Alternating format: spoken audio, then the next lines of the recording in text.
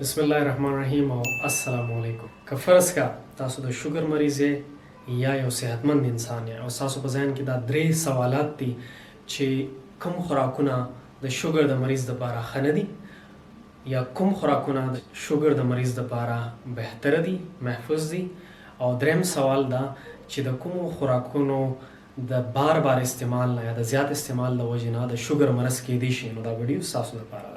په دې ویډیو کې به موږ ډسکس کوو چې د شوګر د مریض لپاره کوم قسمه روټۍ ښه ده، کوم قسمه چاولي ښه دي، روټۍ ښه ده که چاولي ښه دي، کوم قسمه فروټس، کوم قسمه سبزیانې، کوم قسمه ډرای فروټس ښه دي، کوم قسمه جوس ښه دي وغیره وغیره. کله چې د شوګر خبره راشي نو زموږ ذهن کې صرف دا خبر راځي چې صرف چینی یا د چینونو جوړ شوي نور خواږه کم څیزونه لکه مټایي شو وغیره، کیک شو وغیره وغیره، دا د شوګر مریض له نه دي ښه. خو مختلف قسمه خوراکونه داسې دي چې په هغه کې د چینو یا د شوګر ډېر زیات مقدار دی او هغې کې کافي احتیاط پکار دی ځکه چې هغه خوراک د شوګر مریضانو له محفوظ نه دی. خو د دې هر څه نه مخکې پکار ده چې موږ په یو څیز ځان پوه کړو او هغه ګلایسیمیک انډیکس دی. ګلایسیمیک انډیکس څه څیز دی؟ کله چې موږ یو خوراک وخورو که هغه هر یو څیز دی نو هغه زموږ د وینې د ګلوکوز لیول یا د خوږو لیول متاثره کوي. د خوږو دا لیول د 0 نه والا د 100 پورې یا د 100 پورې په دې درمیان کې وي. اوس د 0 نه والا د 50 پورې د ګلایسیمیک انډیکس کم لیول چې دی نو دا دته کم لیول ویل شي یا محفوظ لیول ویل شي. بیا دا 51 نه والا د یو کم او یا پورې کم د ګلایسیمیک انډیکس لیول چې دی دا درمیانه لیول دی. ادینه بعد د او یو نه والا د 100 پورې کم د ګلایسیمیک انډیکس لیول چې دی دا خطرناک لیول دی. دا ډېر زیات های کنسیډر کیږي او هر هغه خوراک چې د هغې د وجې نه زموږ ګلایسیمیک انډیکس یا په وینه کې د ګلوکوز کم مقدار چې دی دا د 51 نه والا د 80 پورې یا د 80 نه والا د 100 پورې کیږي. نو په هغه خوراک کې انتهایی احتیاط پکار دی. اوس زموږ وجود ته د مختلف غذایی اجزاو ضرورت وي، خو په دې کې درې کم غذایی اجزا چې دا ډېر زیات اهم دي. یو ته کاربوهایډریټس ویل کېږي یا خواږه، دویم ته چې کوم دی پروټینز ویل کېږي او دریم ته فیټس یا غوړ ویل کېږي. کاربوهایډریټ زموږ وجود ته زیاتره د روټۍ نه، د چاولو نه، د سبزیانو نه، د فروټو نه، د خوږو نه ملاویږي. موږ په خپل روزمره ژوند کې یا روټۍ خورو، پراټه خورو یا د روټۍ مختلف قسمونه خورو لکه نان شو، چپاتي شوه، د تبخي روټۍ شوه یا چاولي خورو یا د جوارو روټۍ خورو. خان اوس د شوګر د مریضانو لپاره کومه روټۍ صحتمند ده، محفوظه ده او کومه نه ده. یاد ساتئ چې هر هغه روټۍ کومه چې د داسې وړو نه جوړه ده چې هغه د داسې غنمو نه جوړه شوې ده چې په هغې کې د غنمو پوستکی نه دی لرې کړلی شوی نو د هغې وړو روټۍ محفوظه ده. خو د سپینو وړو نه یا د فاین وړو نه یا کومې کې چې د غنم کم سرمن چې دا یا پوستکی چې دی هغه اړولی شوي نو هغه روټۍ د شوګر د مریضانو لپاره محفوظه نه ده بلکې د عام خلکو د صحت لپاره محفوظه نه ده. د هغې وجه څه ده چې کم د سپینو وړو نه یا د فاین وړو نه کومه روټۍ جوړه شوي د هغې ګلایسیمیک انډیکس هغه د 70 نه بره دی، هغه د صحت لپاره محفوظ نه دی. او د دې نه برعکس کومه روټۍ چې د نورو غنمو نه جوړه ده چې په هغې کې د غنمو کم پوستکی چې دی هغه نه دی اړولی شوی یا د هول ګرین نه جوړه ده نو د هغې کم ګلایسیمیک انډیکس چې دی هغه د 50 لږ خواوشا دی نو هغه د صحت لپاره بهتره ده. یاد ساتئ چې د جوارو د روټۍ د خوراک نه هم ګلایسیمیک انډیکس کافي متاثره کیږي او هغه لږ د 80 خواوشای یا د 80 نه بری یا د 80 خواوشای. نو د جوارو روټۍ هم د شوګر د مریضانو لپاره محفوظه نه ده. یا د جوارو د روټۍ زیات استعمال چې کوم دی د شوګر د مریضانو لپاره مناسب نه دی. اوس به خبره وکړو په چاولو باندې. نو په چاولو کې مختلف قسمه چاولې وي خو د شوګر د مریضانو لپاره کم سپینې چاولې چې دي دا محفوظ نه دي یا مناسب نه دي. د هغې وجه دا ده چې د سپینو چاولو کم ګلایسیمیک انډیکس چې دی دا د 80 نه بره دی یا د 80 لږ بګ دی. د دې برعکس کومو چاولو رنګ چې یا زیړ دی یا سرکې ټایپ دی، براون رایس ورته ویلی کېږي، هغه د شوګر د مریضانو لپاره مناسب دي ځکه چې د هغې ګلایسیمیک انډیکس چې دی د 80 نه کم دی یا په درمیانه درجه کې یا کمترینه درجه چې ده د ګلایسیمیک انډیکس هغې کې هغه شمارلی کېږي. نو براون رایس یا باسمتي چاول شوه یا سیله چاول چې کومې دي دا په نسبت د سپینو چاولو دا زیاتې محفوظ دي د شوګر د مریضانو لپاره. اوس راځو سبزیانو ته. دا خبره یاد ساتئ چې هر قسمه سبزي د کمې رنګ چې شین دی، ګرین ویجیټیبلز ورته ویلی شي یا لیفي ګرینز ورته ویلی شي، هغه د شوګر د مریضانو لپاره انتهایی موضوع، انتهایی مناسب او انتهایی بهترین خوراک دی او صحتمندو خلکو لپاره هم. په دې کې مختلف قسمه ساګ راله، کریلې راله، ګوبي راله، بنډۍ راله، خو ټولې سبزیان د شوګر د مریضانو لپاره مناسب نه دي یا محفوظ نه دي.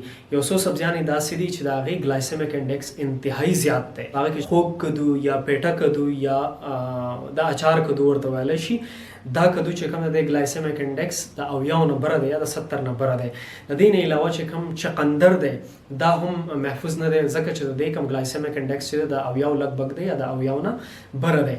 د دې سره سره کم الو چې دی که فرض کا خټ کېدلې الوی یا فرای شوی الوی هغه هم مناسب نه دی ځکه چې د دې ګلایسیمیک انډیکس هم د 80 لګبګ یا د دې نه بره دی. نو د دې دوه درې سبزیانو زیات استعمال د شوګر د مریضانو لپاره مناسب نه دی یا محفوظ نه دی. اوس راځو میوو ته یا فروټس ته. نو دا خبره یاد ساتئ چې څومره فروټس دي په دې کې خواږه کافی زیات دي. نو د فروټو هغه هر قسمه فروټ دي د هغې ډېر زیات استعمال نه دی پکار د شوګر مریضانو لپاره. خو یو څو میوې یا فروټس داسې دي چې د هغې حوالې سره کوم د شوګر مریضان چې دي هغوی له انتهایی احتیاط پکار دی. په هغه کې څه دي کوم ډېرې زیاتې پخې شوې کیلې چې دي په هغه کې هم د شوګر مقدار انتهایی زیات دی. او بل کوم هندوانه چې ده نو د هغې ګلایسیمیک انډیکس د 80 نه بره دی. د هغې زیات استعمال خو بیخي نه دی پکار. د دې نه علاوه انګور شوه، انځر شوه، وچ شوي انځر شوه، وچې شوي خوبانۍ شوې او عام شو. د دې ډېر زیات استعمال نه دی پکار د شوګر مریضانو لپاره ځکه چې د دې ګلایسیمیک انډیکس انتهایی سیوا دی. او د میوو نه جوړ شوی کوم جوس چې دی دا خو بالکل نه دی استعمالول پکار ځکه چې په هغې کې د شوګر کانټنټ ډېر زیات سیوای او فایبرز پکې دومره نه وي نو هغه ډایرکټ ګلایسیمیک انډیکس انتهایی زیاتوي او هغه د شوګر د مریضانو لپاره محفوظ نه دی. دې نه علاوه په بازار کې چې کوم جوس میلاویږي په دې ډبو کې کوم بند جوس چې دی په هغې کې هم د شوګر مقدار انتهایی زیات نو هغه خو د شوګر مریضانو لپاره د سره نه دی استعمالول پکار. اوس راځو پروټینز ته. پروټینز د خوراک یو بل اهم جز دی چې د هغې انسان ته ډېر زیات ضرورت وي.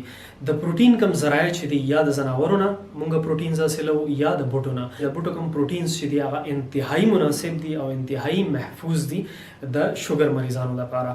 په هغه کې سره له مختلف قسمه دالونه راغله لکه چنا شوه، دال چنا شوه، دال مونګ شوه، لوبیا شوه، مټر شوه. دا قسمه دالونه چې دي د پروټین یو بهترین سورس دی او د ځناورو نه چې کوم پروټین انسان حاصلوي د هغې په نسبت ته انتهایی محفوظ دي. د هغې وجه څه ده چې په دې کې غوړ دومره نشته، غذایي اجزا پکې ډېر زیات دي او فایبرز پکې هم ډېر زیات دي چې د انسان د صحت لپاره اهم دي. که فرض که د یو شوګر مریض سبزیانې بالکل خوښې نه وي نو هغه څه کولی شي چې د هغه دپاره د پروټینز کم ذریعه چې ده نو هغه میې کیدی شي یا د انډې کم سپین چې دی هغه کیدی شي. هغه انتهایی اهم ذریعه ده د پروټینو. خو د انډې زړ به نه خوري ځکه چې په هغه کې کولیسټرول ډېر زیات دي او هغه به ورته د زړه مسلې جوړې کړي. د دې نه علاوه چرګ چې کوم دی دا یو بهترین ذریعه ده د پروټینو. کم زیاتره ډایبټالوجست چې دي هغه وایي چې یاره سره غوښه یا د غټ څاروي کم غوښه چې ده د شوګر د مریض لپاره بهتره نه ده.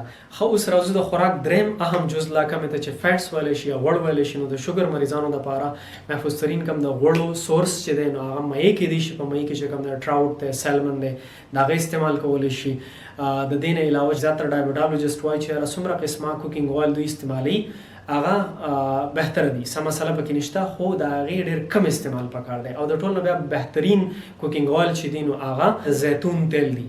د دې نه علاوه د فیټ نور ذرایع چې دي په هغې کې زیتون کیدی شي، بادام خوړی شي، غوزان خوړی شي، میټا کدو یا پیټا کدو کم تخم چې دی د هغې زیړي خوړی شي. دا مختلف ذرایع دي د کومې نه چې به د وجود ته فیټس یا غوړ حاصلېږي او د هغه لپاره محفوظ دي. ښه په آخره کې د ټولو نه اهمه خبره چې دا هغه چې اسلام کړی د خدای شره د خوراک په معامله کې میانه روي پکار ده. په نیمه خېټه پاسېدل پکار دي. ډېر زیات خوراک نه دی پکار. نو که فرض که تاسو هر یو څیز خورئ خاص کر چې کم محفوظ ترین خوراکونه مونږ یاد کړله نو دا نه ده پکار چې یاره د یوې روټۍ په ځای سړی 3 روټۍ خوري. نو ظاهره خبره ده که فرض که تاسو څومره د خوراک مقدار سیوا کوئ هغه خوراک په محفوظ خوراکي خو چې تاسو په ډېر زیات مقدار کې خورئ د هغې نه بعد تاسو کم ګلایسیمیک انډیکس چې دی هغه شوګر به انتهایی سیوا کېږي. نو میانه روي پکار ده او د اسلامي کوم اصول چې دی په هغې باندې عمل کول پکار دی.